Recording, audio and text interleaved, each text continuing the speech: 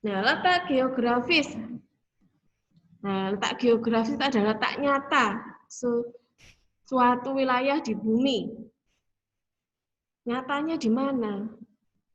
Indonesia. Pernah melihat peta dunia ya? Pernah kan? Pernah melihat, mengamati Indonesia itu di mana? Pernah kan? Nah, ini Indonesia. Di sebelah utara itu ada benua, kita bagian dari benua Asia, kita yang paling selatan, benua Asia. Kemudian di sebelah selatan ada benua Australia. Kita juga diapit oleh dua samudra besar, Samudra Pasifik dan Samudra Hindia. Ini adalah letak geografis. Letaknya. Nah, karakteristiknya bagaimana? Karakteristik negara Indonesia. Karakteristik geografisnya, fisiknya. Coba dilihat dari peta ini, ada yang bisa mencoba menyampaikan bentuknya seperti apa sih negara Indonesia ini? Bentuk nyatanya. Kalau misalnya diri kita, oh bentuk nyata saya ini adalah perempuan dengan rambut panjang, dengan kulit sawo matang. Rumah saya ini bentuknya itu bentuk persegi, luasnya 15 kali 15. Itu adalah bentuknya. Nah, kalau letak geografis itu adalah letak nyata. Nah, kalau karakteristik geografisnya bentuk negara Indonesia itu seperti apa? Ada yang mau mencoba? Coba diperhatikan. Ini negara Indonesia ini bentuk nyatanya itu seperti apa sih?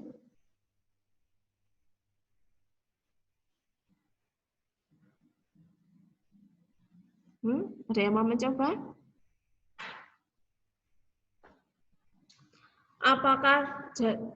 Apakah bentuknya itu adalah satu pulau yang luas, daratan yang luas saja, atau bagaimana? Budi, Ya. Indonesia memiliki banyak pulau. Nah, betul. Indonesia terdiri dari banyak pulau. Benar sekali. Indonesia itu terdiri dari banyak pulau. Pulaunya ada berapa ya? Ada yang bisa menghitung banyaknya pulau di Indonesia? Ribuan pulau. Ribu pulau. Oh iya, ribuan. Benar sekali. Banyak sekali. Ada 17.000, lebih dari 17.000 pulau.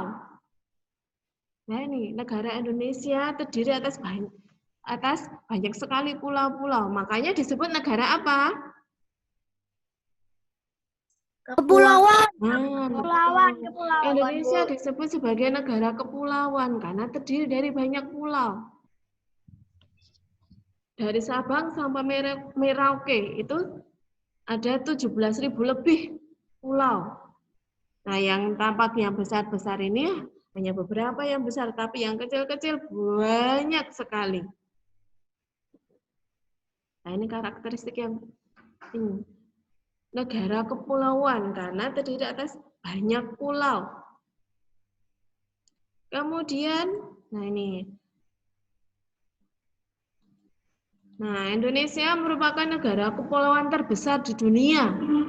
Di dunia loh ya. Nah, terdiri atas 17.000 lebih pulau dengan panjang garis pantai 81.000 km.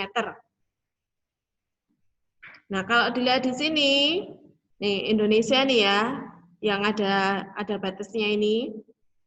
Nah, lebih banyak daratannya atau lautnya ya?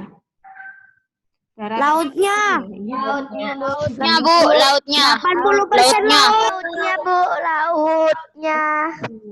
80% perairan, Bu. Lebih besar perairannya. Makanya disebut negara apa? Maritim. Nah, betul. Nah, itu negara kepulauan karena terdiri atas banyak sekali pulau. Maritim. Negara maritim karena sebagian besarnya adalah bentuknya adalah berwujud perairan. Perairan. Nah, Kalau negara maritim adalah negara yang memiliki luas laut lebih besar dibandingkan dengan luas daratan yang terdiri atas pulau-pulau. Nah, kembali lagi. Nah, itu sudah dapat 2 ya. Kondisi karakteristik geografis, terus negara kepulauan, negara maritim, kemudian negara Indonesia juga mendapat sebutan negara agraris. Nah, kita beruntung sekali.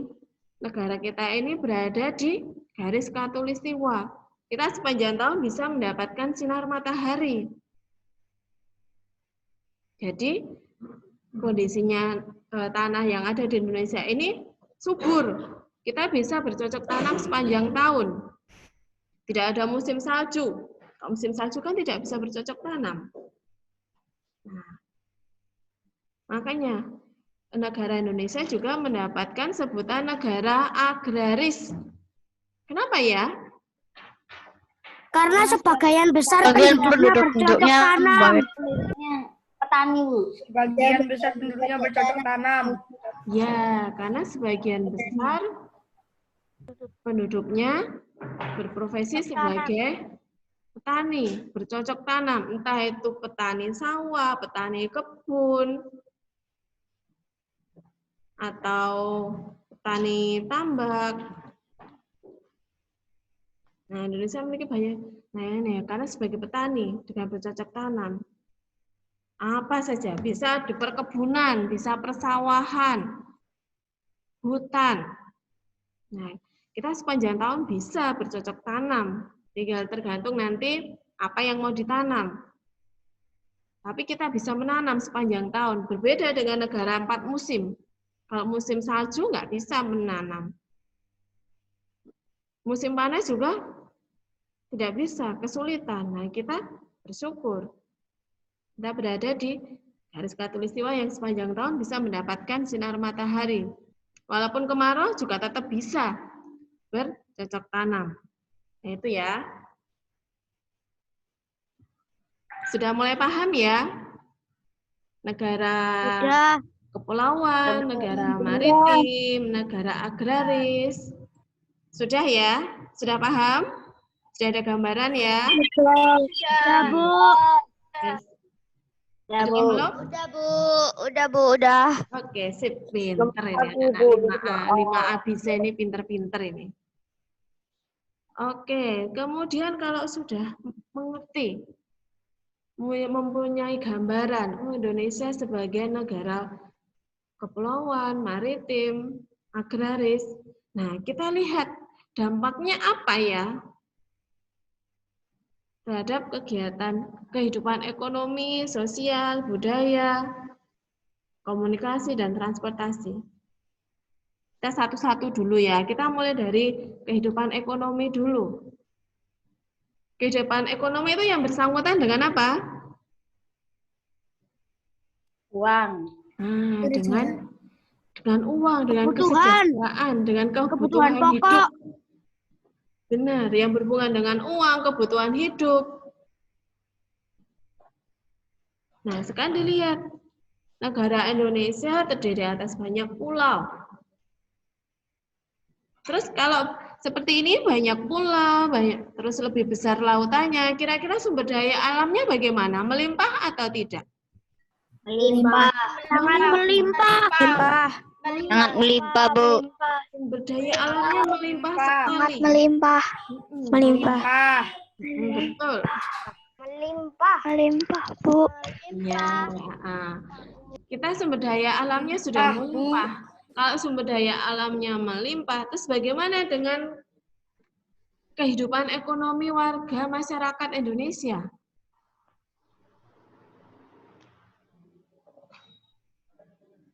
Harusnya bagaimana? Dengan kondisi geografis yang seperti ini. Bersyukur. Oke, bersyukur. Tercukupi kehidupannya. Tercukupi. Menghemat. Menghemat. Kenapa kok ya menghemat? Oke, kita mempunyai sumber daya alam yang melimpah. harusnya kondisi ekonominya bagaimana? Berjalan baik. Berjalan baik. Sejahtera ya. Maju. Maju. Nah, kira-kira ya, karena harusnya maju ya. Karena apa sih? Karena seperti ini kira-kira kekayaan apa yang kita miliki ya? Banyak lautnya, berarti kita mempunyai banyak ikan. Ya apa enggak? Ya. Ya. Selain ikan apa lagi sumber daya alam yang bisa kita peroleh dari laut? Pohon, hutan. Rumput laut. Rumput laut. Yang laut. Yang laut dulu ya. Hutannya nanti dulu sebentar, yang laut dulu. Ada ikan, ada rumput laut. Terus apa lagi? Mutiara. Mutiara. Kerang. Garam, Garam. betul sekali. Kepiting. Apa? Kepiting ya, kepiting. Apalagi? Udang. Yang terdapat di laut. Udang. Udang. Cumi. Ikan kerapu. Ikan, jenis-jenisan ikan. Terus apa lagi ya selain itu? Wisata lautnya. Wisata laut. Betul. Kalau wisata laut yang dinikmati apanya? Pemandangannya. Pemandangannya. Indahan lautnya. Oke, sebentar Indahnya ya. pemandangan. Nah, sebentar. Ini.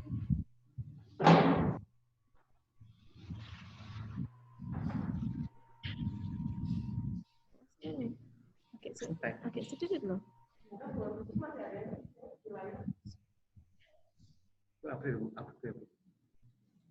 Sebentar ya.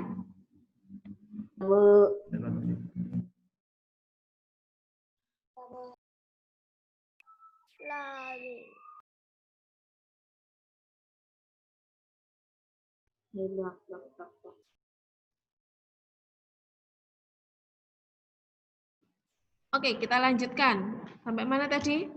Ya, sumber daya alam yang ada di laut ya.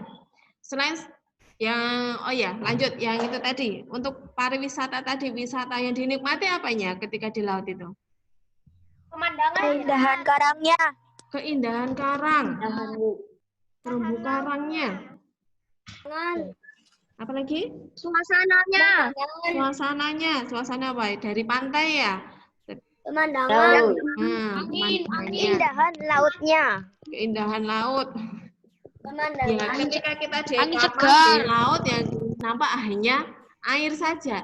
Tapi ketika di tempat-tempat tertentu kita menyelam, kita akan mendapatkan pemandangan bebatuan karang, terumbu karang yang bagus sekali. Di dalamnya ada jenis-jenis ikan yang tidak dikonsumsi, tapi kita nikmati keindahannya.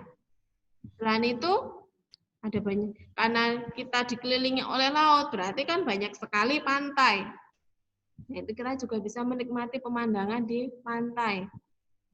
Oke, selain segala jenis ikan, terus pemandangannya, baik di bawah laut atau di pesisir, apalagi ya? Apalagi?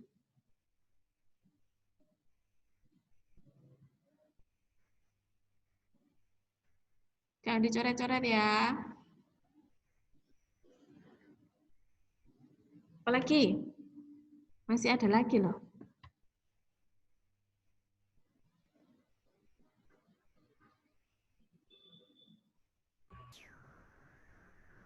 Selain berbagai jenis ikan, pemandangan, masih ada lagi. Airnya bisa untuk menghasilkan listrik. Airnya menghasilkan listrik? Bisa. Kayaknya. Garam tadi sudah ya, garam. Terus apa lagi ya tadi ya? Penghasil minyak bumi. Betul. Kita bisa memperoleh minyak bumi, tambang minyak bumi. Untuk mengairi sawah. Mengairi sawah. Oh, tidak bisa, kalau air laut tidak bisa untuk mengairi sawah karena kadar garamnya tinggi, tidak cocok untuk tanaman. Kalau air laut tidak bisa untuk mengairi ya, yang bisa itu air hujan. dari bendungan air hujan. Kalau air yang kadar garamnya tinggi tidak bisa. Ya, nggak apa-apa, sudah mencoba. Sip. Nah, itu tadi. Ada banyak sekali sumber daya alam. Jadi ketika kita mau mengolah potensi itu, nah, maka kehidupan ekonomi kita harusnya apa? Sejahtera. Benar atau tidak? Benar enggak? Benar. Nah, ada banyak sekali sumber daya alam. Nah, kita bisa mengolahnya. Misalnya, bagaimana ya? Bu Puci kasih satu contoh. Karena di sini kan banyak sekali pantai. Ketika orang hidup di sekitar pantai bisa memanfaatkan lingkungannya untuk menghasilkan uang. Caranya bagaimana?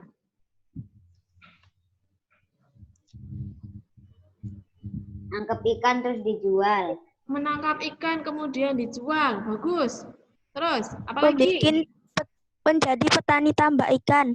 Menjadi petani tambak, betul. Apalagi? Menjadi nelayan. Jadi petani garam.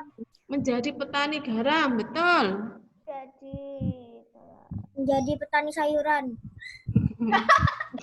Petani sayuran kalau di daerah pesisir agak kesulitan ya, karena kadar garamnya tinggi. Nah, yang lainnya, tapi sudah agak bisa, ya bisa, cuma lebih sulit. Jadi harus mendapatkan air yang tawar dulu. Mungkin daerah pesisir yang di situ ada aliran sungainya, nah itu bisa. Kalau yang daerah pinggiran pesisir yang pantai itu kesulitan kalau cocok tanam sayuran. Hei, gak apa-apa, sudah mencoba, bagus. Yang lainnya, apalagi? Berdagang di sekitar pantai. Berdagang di sekitar pantai. Betul. Kalau kamu Alasin jalan-jalan ke pantai kan garam. banyak yang jualan kan? Kan. Kenapa? Apa? Air asin buat garam. Jadi petani garam tadi. Tambak minyak bumi. Nambah minyak bumi. Nah, itu kalau nambang minyak bumi di laut lepas itu dilakukan harus dengan perusahaan yang besar. Kamu harus mendirikan perusahaan dulu yang besar. Kalau misalnya secara perorangan enggak bisa. Nah, kita bisa menjadi kita bekerja pada perusahaan itu, menjadi teknisinya atau menjadi karyawan di situ. Nah, kita bisa. Nah, itu adalah salah satu usaha kehidupan ekonomi. Kemudian ada apa lagi ya? Tambang ikan. Menjadi nelayan untuk mencari ikan. Nah, tadi ya menjadi nelayan. Tadi sudah ya. Coba sebutkan yang belum disebutkan oleh temanmu tadi. Tambang ikan. Apa? Persewaan kapal. Persewaan kapal, betul. Menjadi pemandu wisata. Pemandu wisata. Pengrajin kerang. Mengrajin kerang. Wah, banyak sekali ya. Nah, sebenarnya dengan sumber daya alam yang ada di Indonesia, kalau kita mau berusaha, nah kita bisa memenuhi kebutuhan ekonomi kita. Asalkan mau apa? Mau berusaha, mau melihat peluang. Nah, ini saja yang di pesisir pantai saja ada banyak sekali kegiatan ekonomi. Kita bisa menghasilkan uang dengan menjadi nelayan, menjadi penyewa kapal, menjadi tour guide, penjajah makanan, main di pantai, capek, lapar, nah kamu jualan makan di situ. Nah, kita mendapatkan uang. Itu baru yang di pesisir pantai. Belum yang di lainnya. Nah, yang ke tengah-tengah, ini kan karena tadi negara agraris. Tempat kita dilewati garis khatulistiwa, kita berada di garis khatulistiwa, setiap tahun mendapatkan sinar matahari. Kita bisa bercocok tanam sepanjang tahun. Nah, yang berhubungan dengan pertanian saja ada banyak sekali, tidak hanya sekedar menanam sudah, tapi bisa yang lainnya juga, kegiatan yang menghasilkan uang. Apa coba?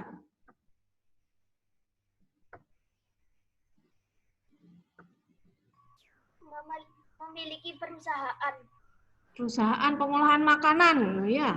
Karena di sini banyak petani, banyak yang menghasilkan beras, sayuran, buah-buahan. Nah, kamu memberikan usaha pengolahan makanan. Itu Pedagang sayuran, Pengolahan apa? pedagang sayuran. Pedagang sayuran. Pedagang betul. buah. Ada yang menanam, ada yang berdagang, ada selain itu juga Pedagang buah. pedagang buah. Petani. Ladang. Nah, Petani. petani. Petani kan dari tanah hasil kebun, hasil pertanian di ladang itu kan nggak mungkin ya jalan sendiri ya. Ya. Berarti kan membutuhkan apa? Iya. Menjaga ladang. Jaga ladang. Ada yang mengangkutnya ya. Ada distributornya, ada yang mengangkutnya. Oh, ini Pak Budi petani. Terus dia menjual ke kota. Berarti kan membutuhkan orang untuk mengangkutnya. Ya, mengangkut itu kan juga mendapatkan uang. Nah, berarti setiap aspek, setiap